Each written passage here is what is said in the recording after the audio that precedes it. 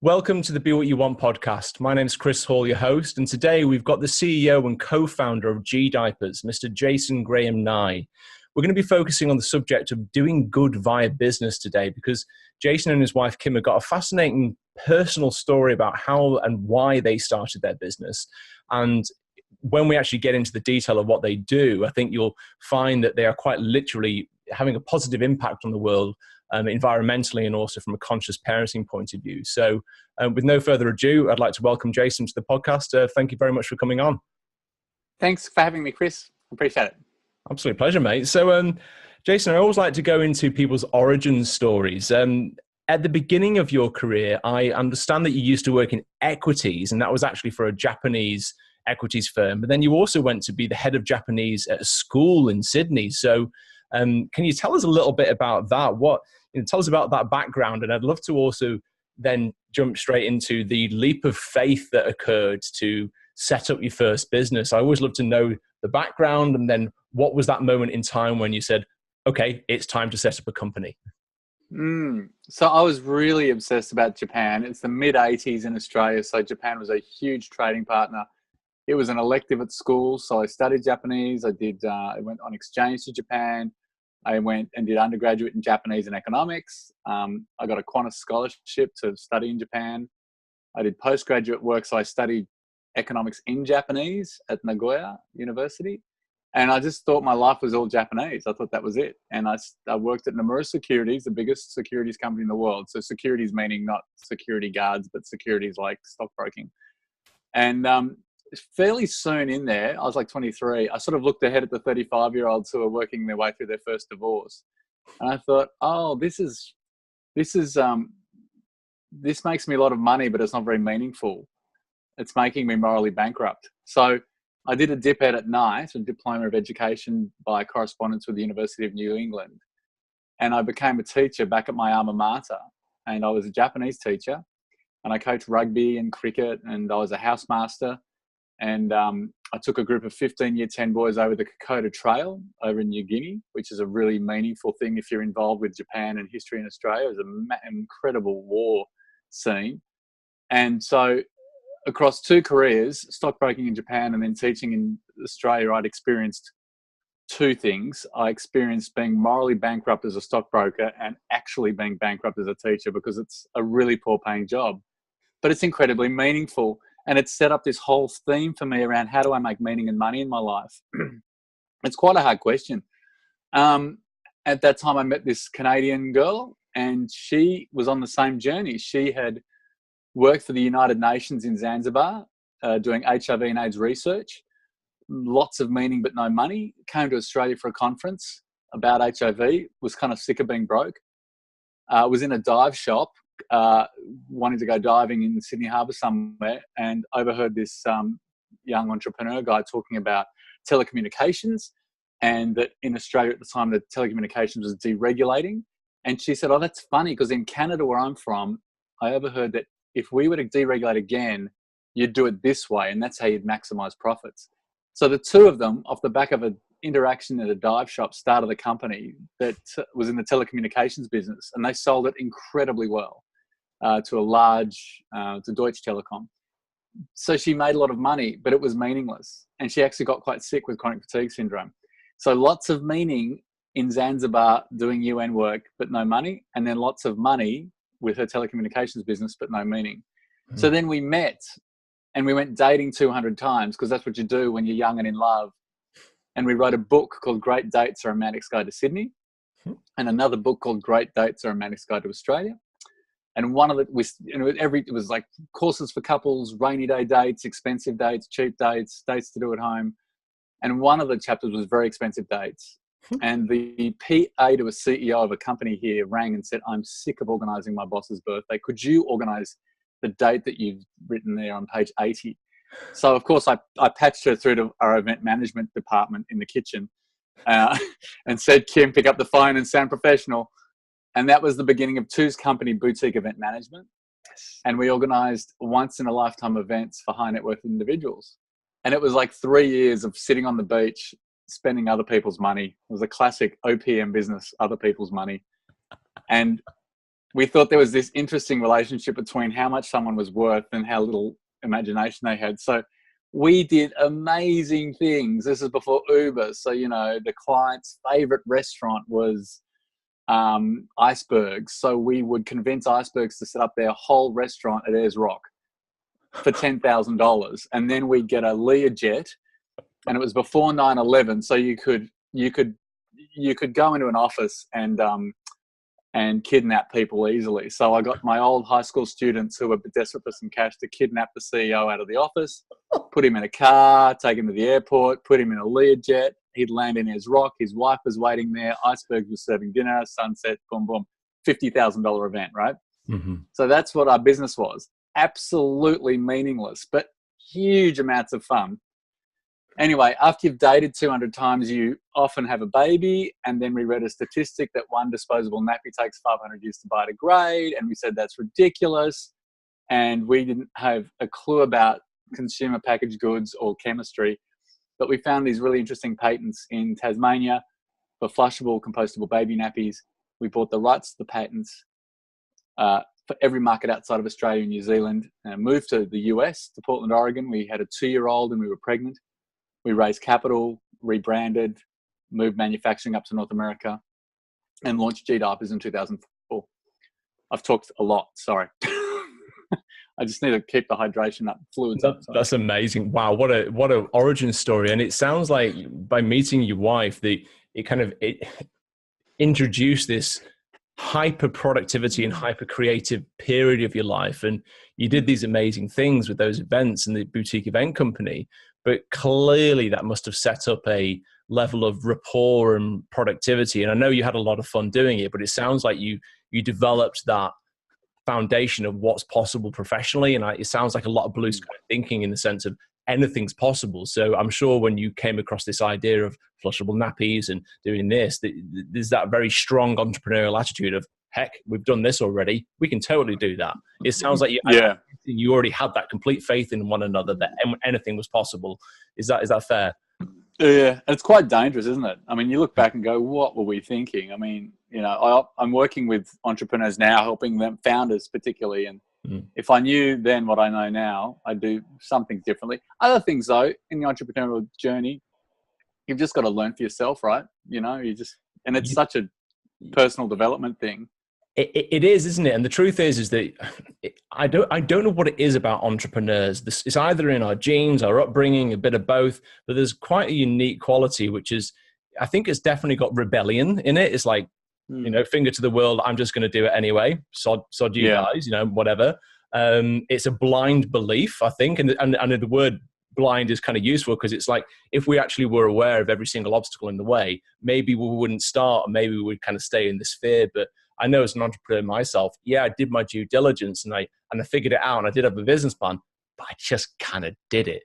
You know, and that, what I also find as a business coach myself, when I'm coaching entrepreneurs, I know they're like me. So I'm like, there's half of me that recognizes that I know they're going to take half of what we're, you know, talking about in, and I totally know the other half of them is just going to bloody do it anyway, because that's what there is.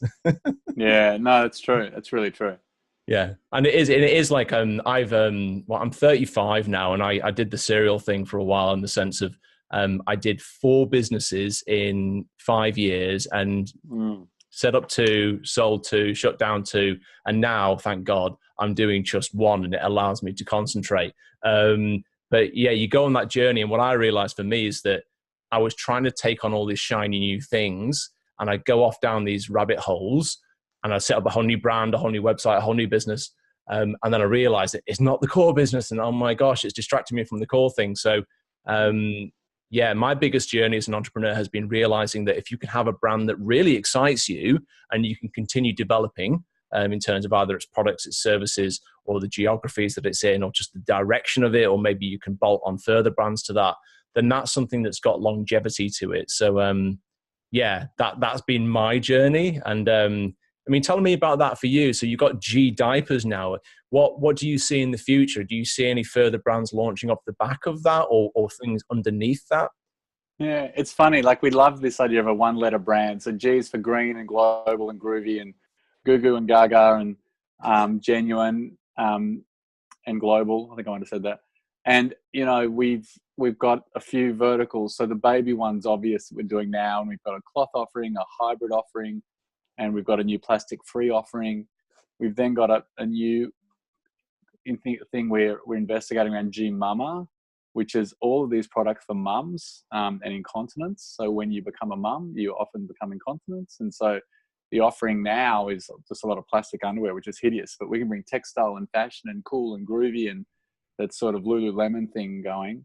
So that's G-Mama. Then you've got the adult business. The incontinence business for adults is huge. And then the last bucket is G-Cycle, which is this whole thing that's moving in Europe massively. So the EU's just announced a directive that they're phasing out landfill in 12 years.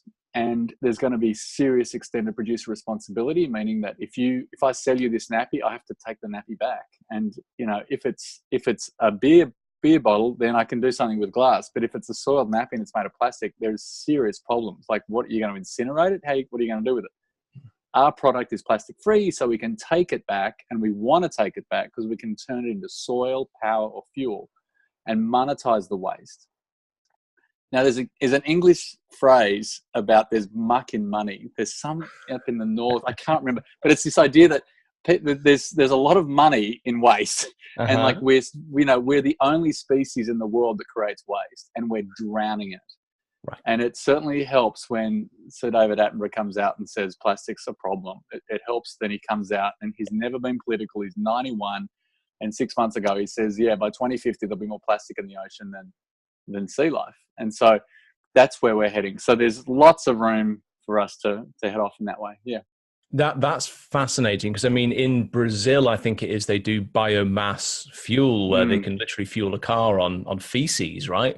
Yeah. So, okay, help me out on the logistics here, because I'm a dad, right? I got 2 kids at home right now. I get that I can flush a G-diaper nappy down the toilet right now, but if I wanted to do a G-cycle thing, how does that work? Is that kind of literally getting it back to someone, to a center, and recycling it that way? Or is it kind of doing it at home? How does it work? Yeah, so we've got a pilot going in the UK. We've had one in Victoria with 3 childcare centres. And we focus on childcare centres because they offer a volume play. In one childcare centre, by law, they've got to change a baby every 2 hours. So they are drowning in plastic every day. The pilot won a Banksia Sustainability Award, and we turned their solid waste into commercial compost. What's really cool in the UK is we found a very, very sharp company that's built sort of an Uber kind of app for on-demand nappy ordering and collection. So on an app, you can say you only need nappies in 2 hours. And electric vehicle, they did a great pilot in just north of London. Can't remember the name of it. But that worked well. So we're about to launch another one with them in Winchester, sort of just north of Southampton. So 15, 20 mums have the Uber kind of app. They have nappies delivered to them, and then they hit the button and this electric vehicle will collect their nappies. And we've partnered up with a commercial composter, and we're going to turn their nappy waste into great compost. That's genius. That's so outside of the box thinking. And when you said it, it's like, oh, of course, that's so obvious. Yeah. I love the 80-20 rule idea that, in theory, if you've got most parents going back to work at a certain point of their lives, the kid's going to be at preschool for a certain number of years. So by default, that's covering the majority of babies' like needs and care during the day. So whilst directly, wow, that just blew me away. It really did, actually. So it's clever. And if you're a childcare company, you spend a lot of money on nappies, you spend a lot of money on waste management. So if we can save you money, if we can manage your waste cheaper, and we might be able to do it by giving you revenue share. So we're going to make X number of pounds, X number of dollars per ton of compost that we're going to sell, and we'll share that back with the nursery so that we reduce your costs. So all of a sudden, we've had 48 years of Earth Day. We've had sustainability attempts all over the place, and you and I know that organic products are more expensive, that it's the 1% can enjoy organics. We're so passionate about this, is to make something eco-friendly that's affordable. We want every parent, regardless of their socioeconomic level, to have the best for their baby. And so by monetizing waste, we get the price point lower than Huggies, lower than Pampers, get your babies out of plastic, and get regenerative. We're beyond sustainable. No one wants to be in a sustainable relationship.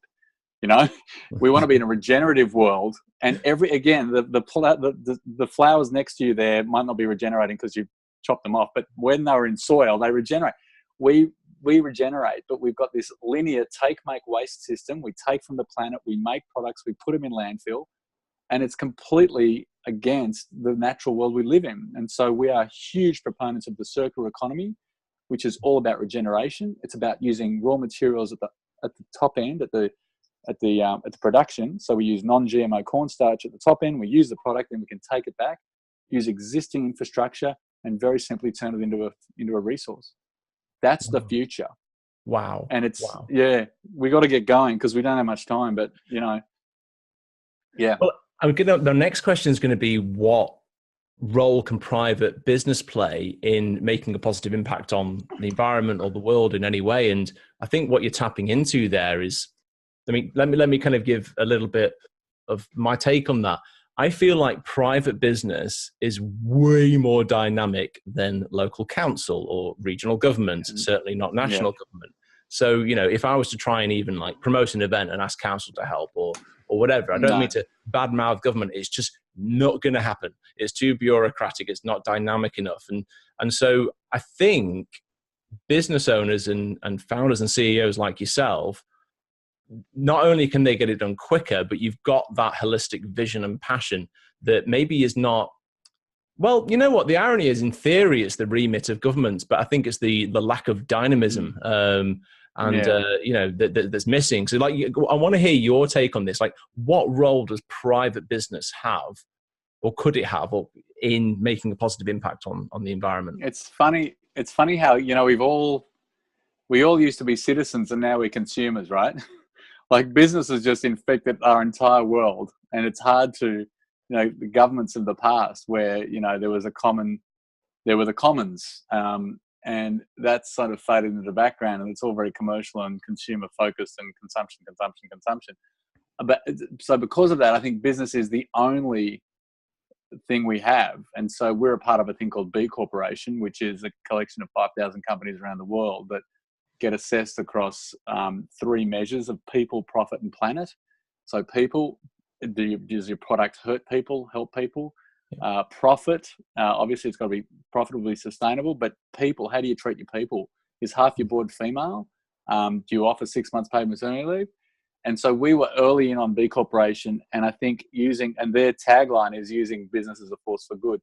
It's the only thing. I think governments are lost and confused, all respect to them, but whether it's the UK at the moment with Brexit, or I live in the Wentworth, which is about to have a by-election because our Prime Minister was just thrown overboard. I mean, you wouldn't want to rely on government to get us out of this mess. I mean, business got us into this mess, so let's use business to get us out of this mess. And I think the profit motive is really interesting because you can re-engineer a company and make the profit motive still just as valid, but you can get profits in different ways. You can measure it in different ways. Our mission is to end waste as we know it, and we're interested in ending waste as we know it. We're drowning in waste, and we think there's pathways to monetizing waste. So we thought we used to be a nappy company, and now we're sort of a power company. Yeah, like you're right. We make the nappies. You're on a mission. You've got a vision of an ethic about what that is. I want to talk about the B Corporation thing, but before I forget this thought, on politics for a second, I invested in a wind farm company in the UK about 7 years ago now, but it took 5 years for a project to come to fruition and for it to pay off as an investment, and I'm grateful that it did. But what I experienced in that as an investor, and I think this is linking to the business and government topic again, is that politics can change according to its administration or according to the wind. What that meant is that particular company was dependent on subsidies being successful in order for there to be a business case in terms of a return for investors and all that stuff. And what I learned, the hand biting your nails kind of way, because I was so nervous about whether or not I'd even get my money back. It was basically that, oh my gosh, if my business is dependent on a subsidy, the subsidies can be great if they get paid, but my gosh, they can be removed. And it was quite literally, I think it was like a 48-hour difference. If we hadn't got the project approved and stamped off, 48 hours later, the subsidy would have been removed. And so that, Yeah. I bring that up as an interesting story of like, when the business can just by themselves go, you know what, this is some technology. We believe in this. This is our mission. G-Cycle. We're just doing it. We're not waiting for anyone else. Yeah. It's interesting because there's no doubt the raw materials, you can't buy anything cheaper than plastic. Plastic's awesome, but it's a disaster. So if you start using non-GMO cornstarch and other materials, a nappy machine makes 400 nappies a minute. Well, we can only make 300 nappies a minute. Oh, well, then the unit price goes up. And so you've got issues around, okay, now you're a premium product. So then how do you get around that? Well, you can get around it by selling the back-end material. So then you can start chipping away at the actual price to the consumer because we've got this second revenue stream. But you're right, relying on government subsidies is kind of terrifying. It's something we try not to do, and it's okay in Australia because I don't have any. Exactly. Because we're a banana republic down here. The B Corporation thing, I've heard of, is it Richard Branson's initiative, the Plan B group? Is it linked to that? It's so stupid. No, it's completely unrelated. I don't know why everyone runs around with this B thing. There's the B plan, which is, I think, Richard Branson, and then B Corporation is different. And B in B Corporation stands for benefit corporation. So, to benefit all. The B plan, I think, is Branson and a few other very rich people who identify massive problems and then put it out as sort of a crowd-designed solutions. So it's different. Okay. I'm interested in B Corporation. The biggest company, so Unilever is getting close to becoming a B Corporation. They'd be the biggest. And the big deal with this, it's really interesting, is if corporate law interests you, is if you incorporate, you in your articles of incorporation, it says you've got to act in the best interest of all shareholders. Yes. So when you want to get acquired, if you've got two bids on your business, you by law have to take the one with the highest dollar value, even though you might know that they're going to rape and pillage the values of the corporation. They're going to fire everyone. They're going to send manufacturing to third world. You have to take that high bid. Otherwise, shareholders can sue you. If you become a B Corporation, you change the articles of incorporation. So rather than acting in the best interest of all shareholders, you act in the best interest of all stakeholders. And suddenly, if you've got two acquirers, you are then free to make any decision you want. And you can take that lower dollar offer because they're committing to keeping 6 months paid maternity leave, keeping the on-site childcare. So that's the guts of B Corp, and that's really hard for boards to handle, and it's really hard for venture capital to handle because they just think, wait, hang on, we're going to leave money on the table. So it's really interesting acid test. A lot of investors say we're mission aligned. Oh, we're a B Corp in a week. Oh, we're not mission aligned. Shit. That is fascinating, and it takes guts. It takes guts to go in that direction, but it proves your intentions. Now, is the B Corporation thing solely in the USA right now? Oh no, it's global. It's huge. It's pretty big here in Australia. It's massive in Brazil. They've gone global pretty quickly. Now, admittedly, a lot of the 5,000 are fairly small companies where getting over the bar to become a B Corporation hasn't been hard because these companies have been set up with that in mind. A lot of millennial entrepreneurs are fantastic because it's in their DNA. Like, it's just, of course you create a company that has people, profit, and planet. What are you thinking? And it's interesting from a marketing standpoint, when we started in 2004, we had to really talk up, we're green, we're sustainable. And today in 2018, we don't talk about it anymore because it's just expected. What's interesting though is the big companies. So Unilever has acquired a few companies that are B Corps, and they're now, as a mothership, they're trying to become a B Corp. It's really hard. Can you imagine changing the articles of a big publicly listed company? Natura is a beautiful Brazilian skincare company, and it is massive, and that's the biggest B Corp, and it's listed. In Australia, the biggest B Corp is Ethical Superannuation, Ethical Investments, and that was really impressive that they could pull that off. Wow. It's hard when you're big, I mean, I used to work, I worked for Accenture previously, and one of my major clients was Unilever for 4 years, and I literally went around to most of the factories around Europe and some of Asia Pacific as well. So I know just how many physical sites they've got and how many head offices. it's massive. I think it's one of the top Yeah. 7 FMCGs in the world, isn't it? I saw the big map of Unilever, Procter & Gamble, Mars Incorporated, and all the Yeah. brands underneath. It's inspiring and terrifying at the same time. Like, they own everything. They really do. There's no escape. It's ridiculous. Yeah. So in terms of, you guys moved back to Australia, but you set up in the US and in North America, etc. I'm assuming most of your core operating team is back in the States now. Is that correct? Can you tell us a little bit about how you manage your business from afar? Yeah. So we've got a team in Portland, Oregon, and a smaller team in London, and we manage it from Sydney, from where we are here. We were really keen after 10 years in the US to raise 2 Australian boys, and so we moved back, and we've got a great team that's been with us for a long time, and they manage it, and it lets Kim and I stay high level, as lots of founders often do. Founders aren't usually well equipped to be operator people after a while. They're good at operating early on.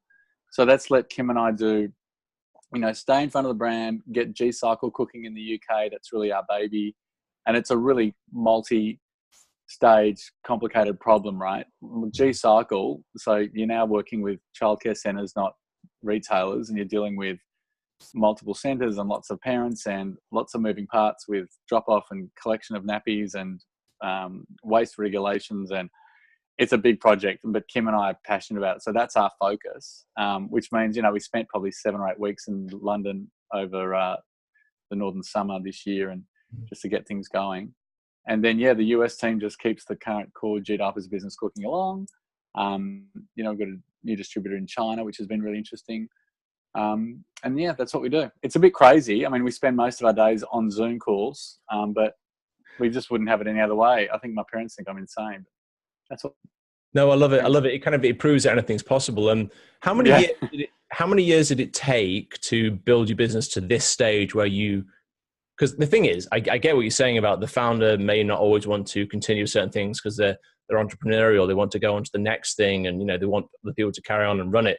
Very passionate about it, but still, it must have taken a certain number of years to build up to this stage. What point did you? How many years was it before you said, you know what, I can trust? Even if you were living in the US still, how many years was it before you say, hey, I'm going on a long holiday, whatever? I trust everyone to just get it done. Yeah, I think 6 or so, and we were lucky because we had the same team. They stayed with us, and so probably 6 years. And that was also, in the early days, you're just hustling like mad. You're picking up every PR opportunity, every interview, every magazine, TV, radio, anything. And so probably after 6 years, like, okay, let's take a breath. And, we were young parents back then. So, our kids got dragged to every trade show, and, every holiday was tied in with something to do with work. A lifetime of therapy for those 2 boys. No, fantastic, but you make it work, and I've got a very similar dynamic with my wife as well, and I think that's what co-parenting is about as well, isn't it? As well as running a business together.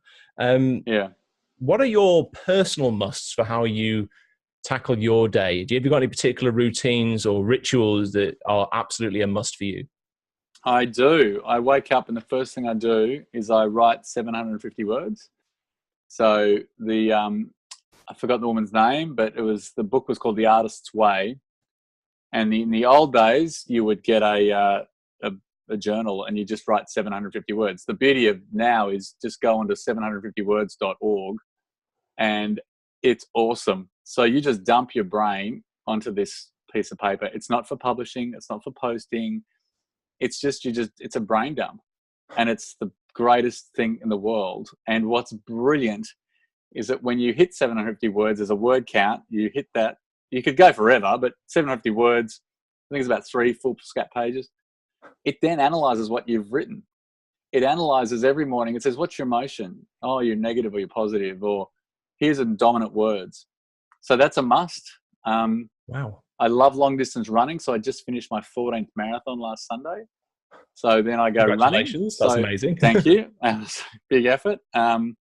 So running's really important to me because I can be out on my own. It's like a moving meditation, and it keeps me fit when, I'm 48, and the late 40s is when things start falling apart. So hopefully that's not going to happen.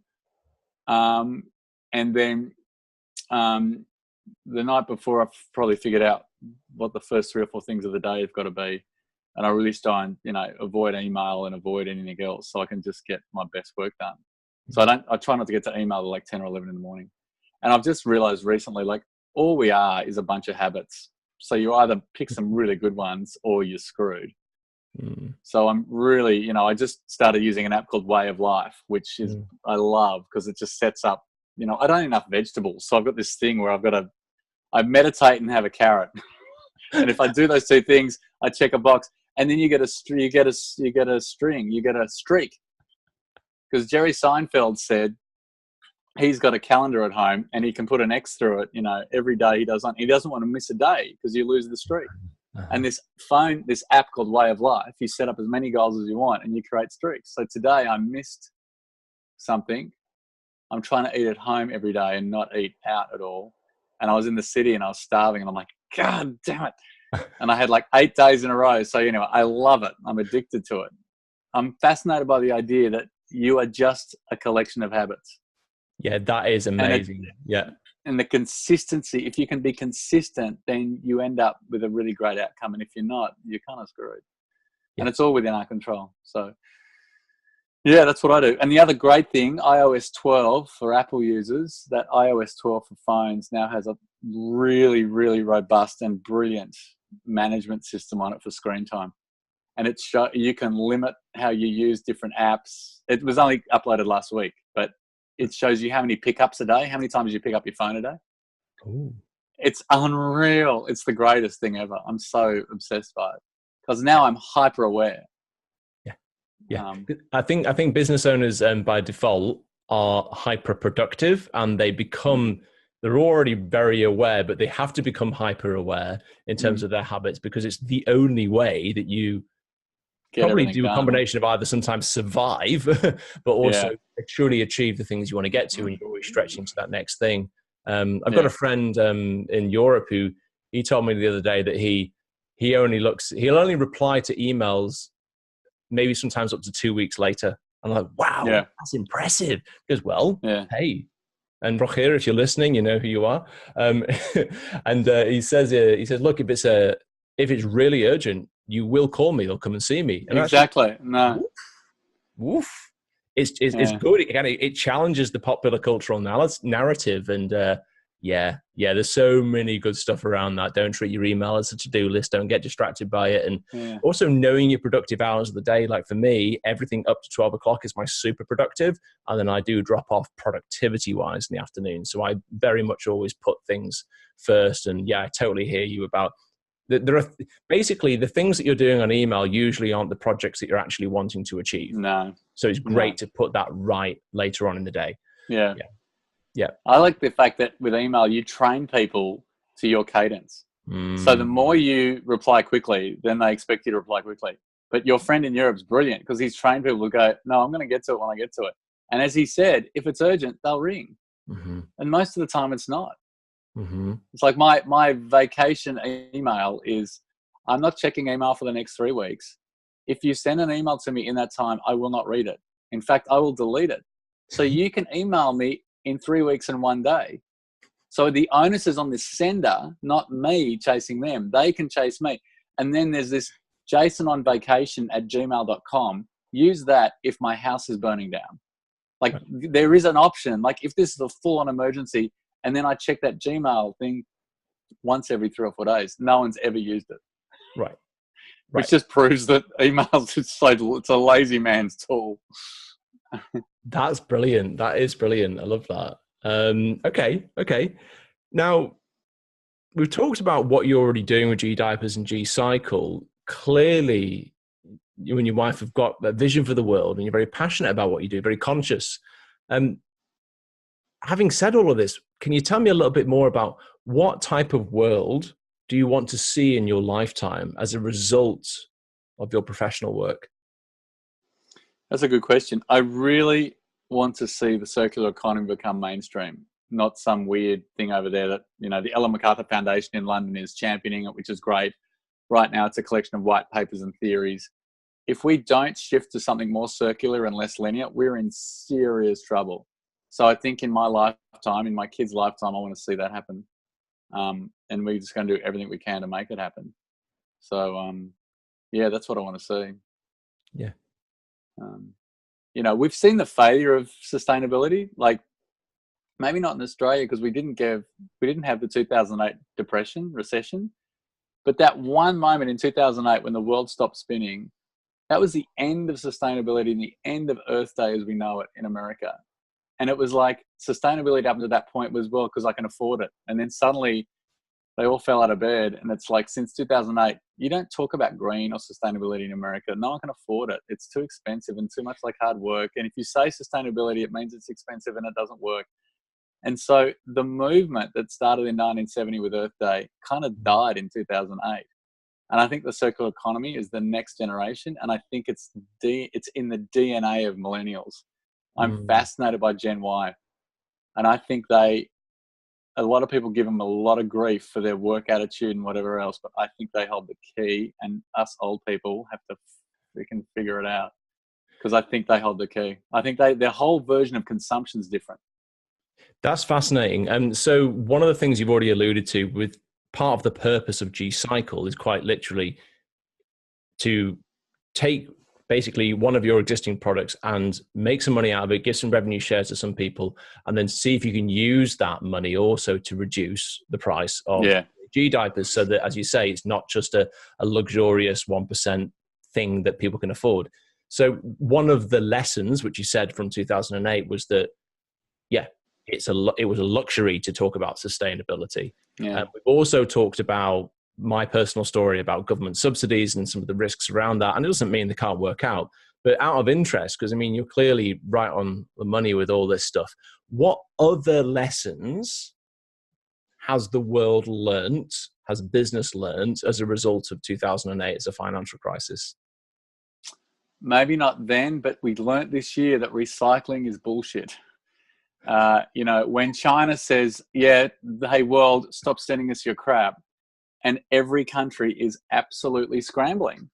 And in Australia, you know, I diligently source separate my paper and plastic, and then know in the back of my head that it's going to be put in a 40-foot container and sit at Sydney port until the government figures out how to create a recycling market. It's not recycling, it's downcycling. Right. It's totally flawed. This is where you've got to create products that can regenerate, and a lot of this stuff is unregeneratable. It's useless. You collect all this glass, and so what? So I think that's less. I didn't answer your question. I think a big lesson from this year is when China said, we're done. Every country around the world, I mean, England is just scrambling, and it's bizarre because they still have their citizens, like us in Australia. Us as citizens, we're still source separating. And it's for no good reason. Like, why bother? I think the other thing with 2008, definitely, if you know, a story that resonates is crucial when it comes to sustainability. And the problem with sustainability up until 2008 was it was just for the 1%ers. And again, this is a USy sort of story, but you know, Whole Foods Market is called Whole Paycheck. I mean, it was epically expensive chain of supermarkets in the US. And we've got some independents here in Australia that are sort of the same. And it's like, how can you charge that much money for, you know, organic toothpaste? That's not the answer. We're not going to get across the line. We're not going to reduce CO2. We're not going to have a world we want to live in, faffing around at that end. We've got to deliver solutions for the entire socioeconomic range of consumers. And it's really hard because we're addicted. We aren't citizens anymore, we're consumers. And as consumers, we're addicted to low cost and convenient. Addicted. You know, I met a guy, the impact, for example, of Uber on waste is unbelievable. Okay, so tell me more about that. No, sorry, not Uber. Uber Eats. Sorry, Uber Eats and Fedora. The food packaging increase is massive. Restaurant design has fundamentally changed. If you're building a new restaurant today, you don't have 20 chairs and tables for guests. You have 6, and the rest of the store is stalls for motorcycle people to rock up and collect their orders. So the whole world has changed. But the impact on just the packaging impact is massive. Because if you run a restaurant, you have reusable crockery and whatever. And now if half of your revenue is coming from Uber Eats, then you really are a takeout shop. And it's all plastic, oyster containers, and it's just a disaster. So there's something fascinating and terrifying that we as humans are addicted to convenience and low cost. It's And lethal. It is, and it is kind of a drug addiction, because as you were speaking then about, say, for example, that if you're more affluent, you can afford organic food, right? So I only eat organic food, but I get it. I if I didn't have the money to buy it, then I would be forced to go for cost and convenience. What's interesting is that you could say, well, hey, like I remember, I was born in the 80s, so I remember in the 90s, it was all like hey, what's this genetically modified food business? And there was a pushback, and there still is a pushback. But the truth is that a lot of GMO foods have come mainstream, and actually we just don't realize it, or perhaps it's so openly talked about, and it's become perhaps covertly accepted, I think, from a low cost and convenience point of view.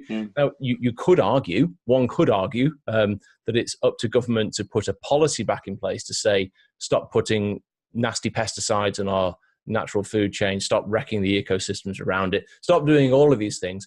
But the problem is that it's become ingrained, excuse the pun, it's become literally part of that ecosystem, economically and also industry level. Like you can't, you can't just, like, if you talk compared to say like Unilever or Woolies or Coles, to interrupt any part of that supply chain is such a large breathing beast that, I don't want to be cynical about it, but it's a real problem, isn't it? You can't even fix it necessarily at the policy level because it's just so embedded. So there needs to be, I'll use, I don't even remember this from Tony Blair when he was the Prime Minister, the third way, I think he talked about. There needs to be a really? Yeah. He wouldn't point, he'd do his thumb like this. There needs to be a third way.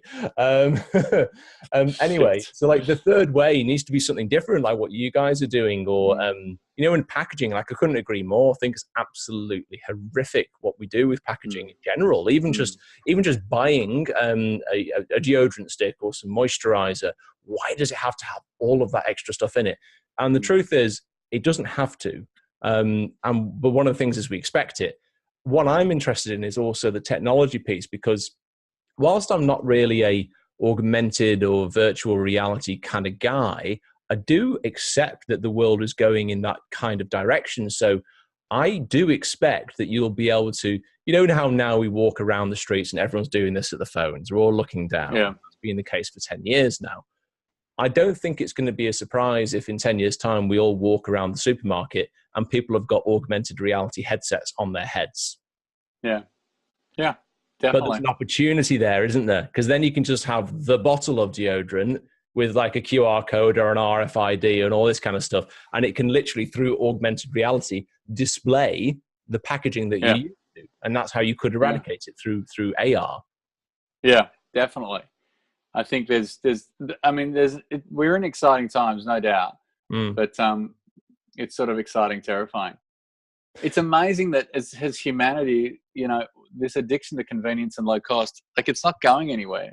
And you look at the middle class of India and China, and it's like, oh my God, it's this second wave. It's another planet's worth of people who expect to be living like middle class everywhere else. Like everyone else has it. Why don't we?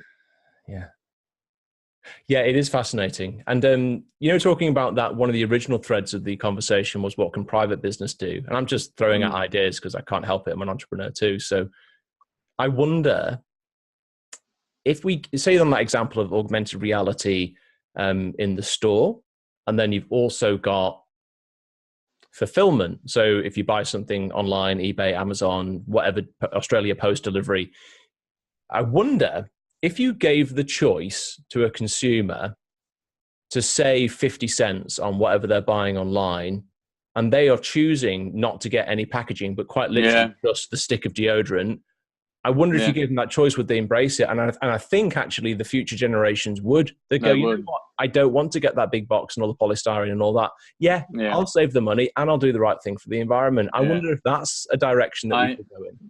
I seriously think these millennials with the little green shoots of, minimalism and the tiny house movement, and then just the sheer reality of, particularly here in Australia, that housing affordability has gone out the window, that they conserve. I feel like they've got the behaviors of my grandparents, in a way, like, I just think they they were brought up in a time that's different than the generation before them. And I think, yeah, I think at least they consume differently. I mean, they came on board with the sharing economy. Like, that's a new thing that they were instigators. And, you know, Gen Y, millennials, they're sort of just touching 30 now. They're about to become the biggest consumers in the world for the next 25, 30 years. So they're crucial in terms of whether we get to this notion of sustainable consumption or not. Yeah, nice. And then that's all so then a link to things like B corporations and all that good stuff. And yeah, you know what the common thread is with all of this? Money talks, but also leadership talks. So when you combine those things together, so you've got Gen Ys and millennials being the largest consumers in the world, and that's what they demand and what they expect, they will organically come to the right types of companies with the right values and vision and all that stuff. So hopefully that means that some of the old polluting giants or whatever it is that just isn't working for the environment, they will just organically either change or fade out. And that's maybe a good thing in the long run. So yeah, I think it's funny that multinationals are spending billions on McKinsey and Bain to do massive research on who the fuck are the Gen Ys and how do we get them to buy. And I think the results are slowly coming in, and it's like, oh, they're so different. The way you market to them, what's important to them. They want authenticity in brands, and they know they can see straight through a Unilever or a Procter & Gamble who's sort of made up a homegrown little brand and given it a little bullshit authentic story. Like they actually want the authentic story. They want the founders. They want to know where it came from. You know, they are actually caring. Yeah, you know. Yeah, that's brilliant. That's brilliant. And isn't Australia a fascinating place to be in terms of the coming decades? And I'm excited for you guys as a couple and also in your business because there's definitely geo and economic shifts occurring. The US is still number one. China is definitely number two, and perhaps may take over the US in the future economically. And Australia is a unique place because I think it was something like number 8 in the world from a GDP point of view, but it's projected to go to 7. And what I love about living here is that it's a place where we can have a mixture, a melange of European culture, whether it be the English culture or indeed literally European, a little bit of American culture, but we're in Asia Pacific. So I think it's an exciting place to be because it's where kind of the hub of activity is. So tell me, Jason, what do you see over the next 12 months for you professionally? What's on the horizon? I think really fleshing out the G-Cycle opportunity is going to be exciting for us. Building the business out in China is exciting. They've just stopped their one-child policy. And, we met with the Chinese environment and ecology minister, and, they've been embracing circular economy since 1998. So don't be surprised if China ends up leapfrogging everyone in terms of the environment. And I think, a centralized government's a nightmare for everything. But when it comes to something like the environment, it's pretty handy. Word comes from high and suddenly, everyone's composting. And they hold the key because if China doesn't get it right, if China follows the US and Europe and builds infrastructure that includes landfills, which is just moronic, we're in trouble. But if they embrace waste management, which isn't waste management, but regeneration, then they're going to be absolute powerhouses. And somewhere like America that is now so far behind the rest of the world when it comes to how they manage waste will be just left in the dust. Absolutely. And on that, it's ironic, isn't it? On China and also the vision that they've got, for the last, whatever it is, 10, 20 years, they've been doing the new Silk Road initiative, haven't they? What is it? The One Road. One Belt. That's it. And it's all about literally physically connecting. Forget like air freight and outdated things. It's good old fashioned trains and things that actually don't pollute as much and really connect people together and genuinely invest in infrastructure. So I think it's cool that you've got some business expansions going on there. So now Jason, where's the best place for people to connect with you, either if they want to learn about you from a bio point of view or if they want to learn about the business? I think me on LinkedIn's pretty good if you want to learn more about who I am, and I do a lot of writing that ends up on LinkedIn. Or you can just shoot me an email, jason@gdiapers.com. I think those are the two best places. Great, good stuff. And I also understand that you're doing some keynote speaking work. I am, I've just done some stuff down at the University of Wollongong at the iAccelerate Incubator. And I'm really loving working with young founders because we came into as founders, as a school teacher and a date arranger. And so we had, the beginner mindset, which is beneficial, but also terrifying. So I love working with young founders to try and, help them on their journey and see if we can get them succeeding quicker than they otherwise would, just by giving them some insights. So a bit of mentoring. I'm really enjoying that. Cool. Good on you. Good on you. Well, Jason Graham-Nye, it's been a wonderful honor having you on the podcast. Thank you very much for your time, and all the best with the gDiaper and gCycle businesses and all your future ventures. Thanks, Chris. I appreciate it.